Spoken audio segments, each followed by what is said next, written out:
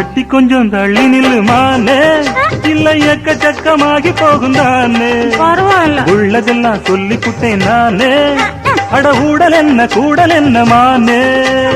சொக்குபடி வச்சிருக்கேன் மாமா, என்ன சொக்க வச்சு எட்டி நிக்கலாமா? ஐயோ சொக்கத்துக்கு வேலை இல்ல மாமா, நான் வேண்டியதை கேட்டு புட்டேன். ஆமா ஐய எட்டி கொஞ்சம் தள்ளி நில்லுமானே.